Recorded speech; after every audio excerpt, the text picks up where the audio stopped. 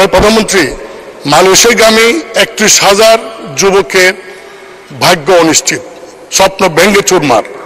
17,000 কর্মীর অনুমতি সহ সবকিছু রেডি ছিল, 31শে মের মধ্যে পাঠানো যায় নাই।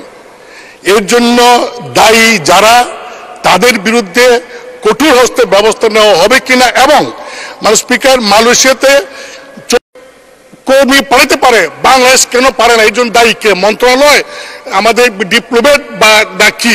এই দুইটা বিষয়ে দেশবাসী আপনার কাছ থেকে জানতে চায়। স্বাভাবিক বিষয় যে থাকে, কিন্তু আমরা সরকার আসার পর থেকে যারা বাইরে যেতে চাবে তাদের জন্য যেমন প্রবাসী কল্যাণ ব্যাংক আমরা তৈরি করে দিয়েছি, প্রবাসী কল্যাণ মন্ত্রণালয় থেকে সেখানে রেজিস্ট্রেশনের ব্যবস্থা করা হয়েছে। আমরা যে সারা বাংলাদেশ ব্যাপী ডিজিটাল সেন্টার করে দিয়েছি, তার মাধ্যমে রেজিস্ট্রেশন করতে পারে সেই সুযোগটাও করে দেওয়া হয়েছে। কিন্তু এছাড়াও কিছু লোক সবসময় ওই দালালের খপ্পরে পড়ে এবং দালালদের ধরে যেতে চায়, এবং এই যেতে যেয়েই কিন্তু তারা সমস্যা পড়ে যায় এবং সমস্যা তৈরি হয়। আর এবারে যেটা যাওয়ার কথা ছিল, হ্যাঁ, আমরা কিন্তু স্পেশাল ফ্লাইট দিয়ে অন্যান্য ফ্লাইটের সঙ্গে সংযুক্ত করে কিন্তু সবাইকে পাঠানো হয়েছে, কিন্তু অনেকে বাদ পড়ে গেছে। এই বাদ পড়ার কারণটা কি সেটা অনুসন্ধান করা হচ্ছে। আরেকটা বিষয় আমার মনে হয় মাননীয় সংসদ সদস্য সঠিকভাবে বলেছেন যে যখনই আমরা আলোচনা করে ঠিক করি কত লোক যাবে কি যাবে, ঠিক তখনই দেখা যায় যে আমাদের দেশের এক শ্রেণীর লোক তারা ওই ম্যানপাওয়ারে ব্যবসা করে এবং তারা তড়িঘড়ি করে লোক পাঠানোর চেষ্টা করে। আবার এদের সাথে ওই মালয়েশিয়ারও কিছু সংযুক্ত আছে, যার ফলে জটিলতার সৃষ্টি হয়। প্রতিটি বারই যখনই আলোচনা করে, সরকারি পক্ষ থেকে আলোচনা করে একটা সমাধানে যায়, তখনই কিছু লোক দ্রুত সেখানে ছুটে যায়, যে একটা একটা অস্বাভাবিক পরিস্থিতির সৃষ্টি করে। অনেক সময় যারা যায় তাদের কাজেরও ঠিক থাকে না, চাকরিরও ঠিক থাকে না, বেতনেরও ঠিক থাকে না, তারা সেখানে যে বিপদে পড়ে। এটা শুধু মালয়েশিয়া না, অনেক জায়গায় হয়। বারবার আমি দেশবাসীকে বলেছি যে এত টাকা জমি জমা সব বিক্রি করে লক্ষ লক্ষ টাকা দেওয়ার তো প্রয়োজন নাই। যদি দরকার হয় প্রবাসী কল্যাণ ব্যাংক থেকে তারা ঋণ নিতে পারে, প্রয়োজন বোধে বিনা জামানতেও ঋণ দেওয়া হয়। কাজে সেইভাবে তারা ঋণ নিয়ে সেখানে শুধু এটা তাদের সুনির্দিষ্ট করতে হবে যে সে যে যেতে চাচ্ছে তার চাকরিটা যথাযথ কি না, এটা নিশ্চয়তা দেওয়া হয়। এই নিশ্চয়তা পেলে পরে সে ব্যাংকের লোন নেবে, সেখানে চলে যেতে পারে, সে ব্যবস্থাটা কিন্তু আছে। কিন্তু তারপরেও আমাদের দেশের কিছু মানুষ আছে, কে আগে যাবে সেই দৌড় দিতে যে হাতা খাতা বাড়ি ঘর সব বিক্রি করে তারপরে পথে বসে, অথবা সেখানে যদি চলেও যায় বিপদে পড়ে। এখন মানুষকে বারবার আমরা বলছি যে এভাবে না যাওয়া, তারা সোজাসুজি যেটা নিয়ম সেই নিয়ম মেনে যদি চলে তাহলে কিন্তু এই বিপদগুলির সৃষ্টি হয় না। এটা হলো বাস্তব কথা। তবে এবারে কি সমস্যাটা হয়েছে অবশ্যই এটা আমরা খতিয়ে দেখছি, এবং এর জন্য যদি কেউ দায়ী থাকে অবশ্যই তার বিচার করা হবে। ধন্যবাদ মাননীয় স্পিকার। ২০ সালে যে প্রকল্প আমরা গ্রহণ করেছিলাম সেটা বাস্তবায়ন হয়নি, কারণটা ছিল ভিন্ন। কারণ ওই জায়গা থেকে বেগম খালেদা জিয়া বিএনপির নেতা, তিনি বারবার নির্বাচিত হয়েছেন, এবং যখন সে ক্ষমতা এসেছে 2001-এ, আসার পরে আর ওই প্রকল্প আলোর মুখ দেখতে পারেনি। এভাবে সারা বাংলাদেশে অনেক কাজই আমরা যেগুলি শুরু করেছিলাম, সেগুলি যেহেতু আমরা শুরু করেছি সেগুলি আর সম্পন্ন হতে দেয়নি। আর এই জায়গাটা সবসময় একটু বৈরী কাজে সেক্ষেত্রে।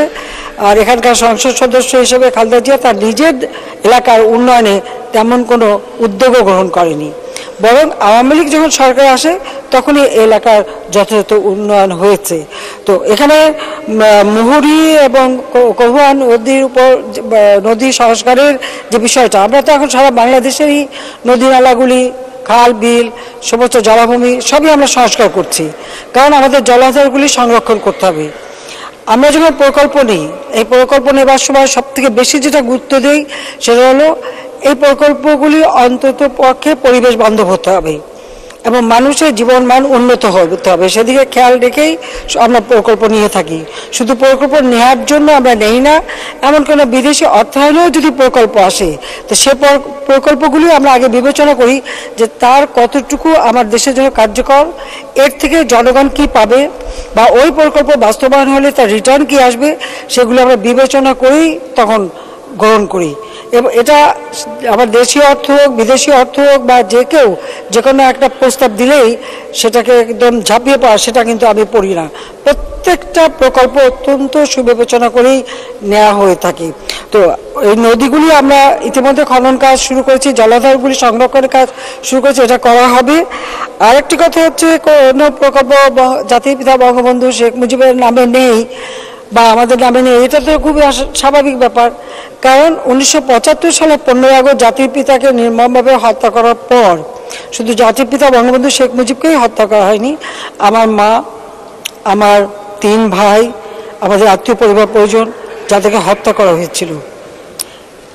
প্রকৃতপক্ষে 75-15 আগস্টের পরে ইতিহাস থেকে তো বঙ্গবন্ধু শেখ মুজিবের নামটা মুছে ফেলা হয়েছিল, ইতিহাস বিকৃত করা হয়েছিল। এবং মহান মুক্তিযুদ্ধে যে অবদান রয়েছে সেটাও ইতিহাস থেকে মুছে দেওয়া হয়েছিল। এমন একটা পরিবেশ সৃষ্টি হয়েছিল, যারা মুক্তিযুদ্ধ করেছে তারা মুক্তিযোদ্ধা এই কথাটা বলতেও যেন দ্বিধান্বিত ছিল, তারা অনেক সময় বলতে পারেনি। সেই ছিল একটা অবস্থা। আর এই জায়গাটায় যেহেতু খালেদা জিয়া, সে তার নির্বাচনী এলাকা, তো সেখানে একটা বৈরী পরিবেশ সবসময় ছিল। কাজে মুক্তিযুদ্ধের স্মৃতি অথবা জাতির পিতা বঙ্গবন্ধু শেখ মুজিবের নামে অথবা তার পরিবার নামে কিছু এখানে হবে, এটা তো তারা কখনো চায়নি। আর আমি একটা কথা বলবো যে যত্র যেখানে সেখানে সব জায়গায় বঙ্গবন্ধু বা আমার পরিবারের নামে যাতে কিছু না হয়, আমাদের বঙ্গবন্ধু মেমোরিয়াল ট্রাস্ট, সেখানে একটা সিদ্ধান্ত আছে, কেউ কোনো কিছু করতে গেলে আগে ট্রাস্টের অনুমতি দিতে হয়। কাজে সেখানে বিশ্ববিদ্যালয় হবে কিনা বা সেখানে কোনো প্রকল্প নিতে গেলে ট্রাস্টের অনুমোদন নিয়েই কিন্তু নামকরণ করা হয়ে থাকে এবং নামকরণ সেভাবেই হবে। তো সেই বিষয়টা আমরা পরবর্তীতে দেখব। আর এই জায়গায় করবো কিনা আমি এখনই কথা দিতে পারছি না। আদৌ এখানে এ ধরনের বিশ্ববিদ্যালয় অথবা টেক্সটাইল ইউনিভার্সিটির প্রয়োজন আছে কিনা যাচাই বাছাই করে তখন আমরা সিদ্ধান্ত নেব।